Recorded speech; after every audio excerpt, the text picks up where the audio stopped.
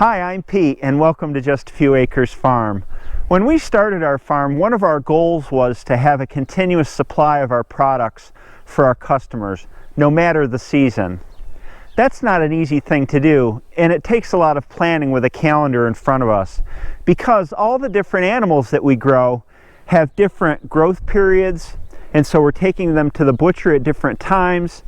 The animals that we breed here have different gestation periods, and to time all that to keep product in our freezers is a real challenge. Plus, sometimes Mother Nature has different plans and we have to work with those. A good example is our layer chickens. A layer chicken's egg production peaks in July and declines through to the winter solstice in December. During that fall time is our highest market traffic and when we want to sell the most eggs. But the layers aren't producing as much. Now we could put on more layers to satisfy that peak demand in fall, but then we wind up with a glut of eggs in the winter when there are fewer markets. So we have to work with what nature does.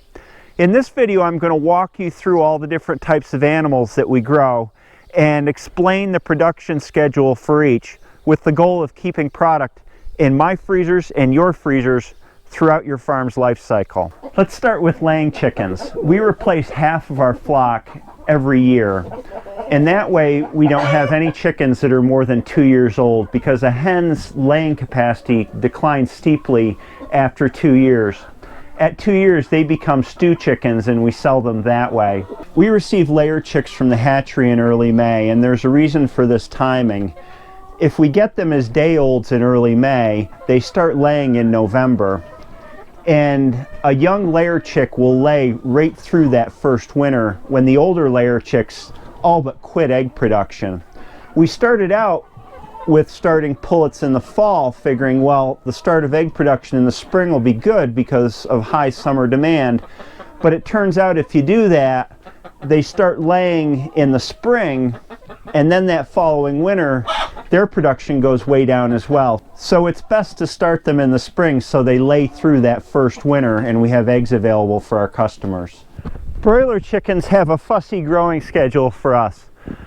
The saying we've always had is we only grow broiler chickens when the grass is growing, and here that's April through October.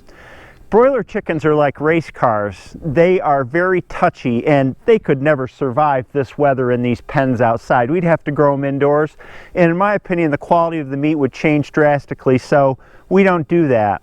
It takes us 8 weeks to grow a Cornish cross broiler chicken to a 4 1/4 pound dress weight.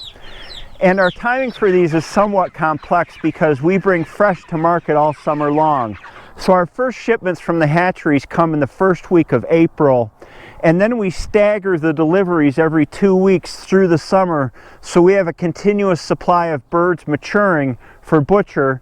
We butcher twice a week and bring it to the market that way. This is a lot more complex than most farms do broiler chickens.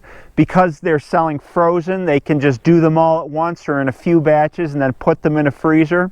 Even though we sell fresh throughout the summer, we want to have a supply for the winter as well. And this is hit or miss for us. Like last summer, we sold so much fresh chicken that we ran out of frozen chicken very early in the season, and we're all out now.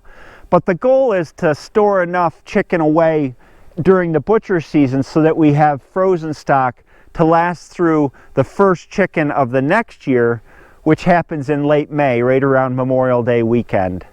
It seems like every product that we sell has a unique cycle of demand, and turkeys are the most specific of anything we grow.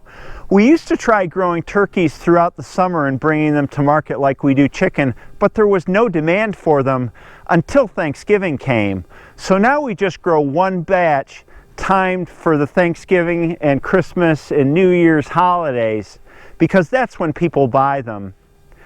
Turkeys are tricky in that we grow to size. We receive our poults in early July and we grow them out from anywhere from 12 to 18 weeks to meet customer size demands, which range between 10 pounds and 25 pounds.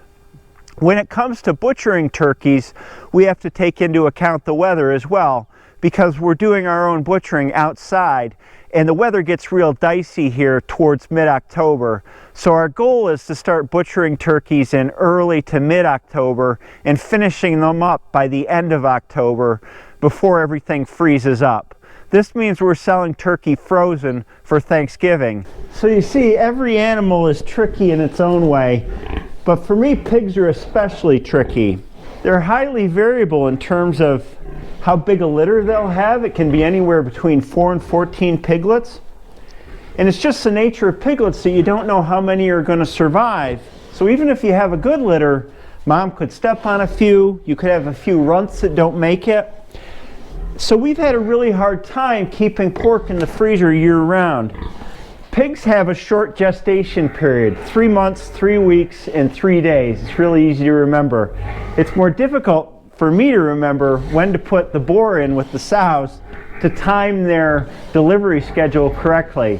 We want to have piglets in warm weather because they're not very hardy when they're first born. So we time the breeding for 2 batches per year, one in April and one in October.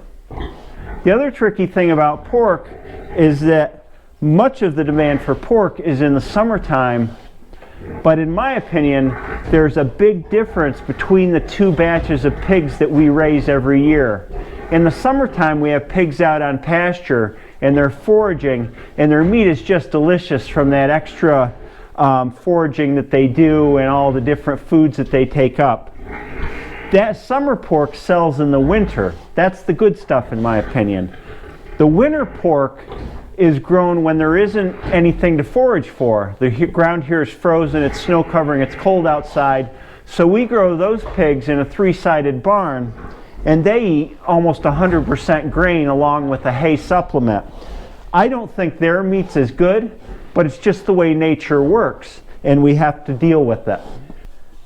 Yeah, this is your glamour shot, isn't it? Uh-huh.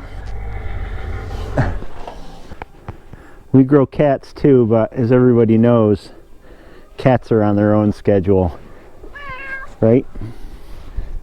Of any of the animals that we grow, beef takes the most planning and the most time to get up and running.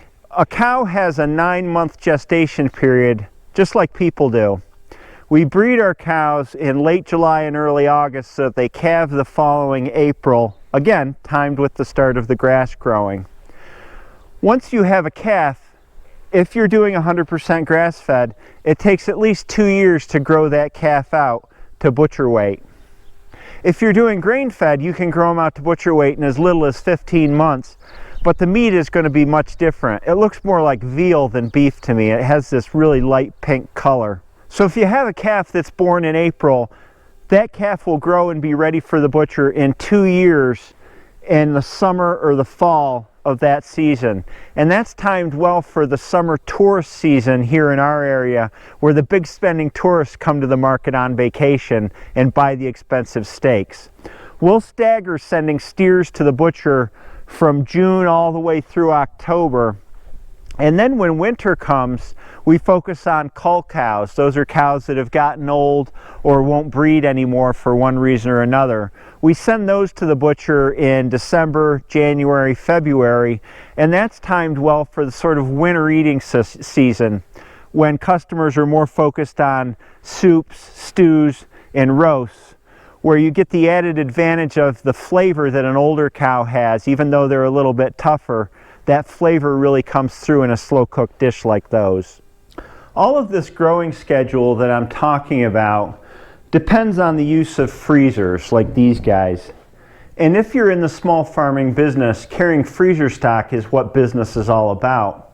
Sometimes I get customers at market that want fresh beef or pork, and there are a number of hurdles to doing that.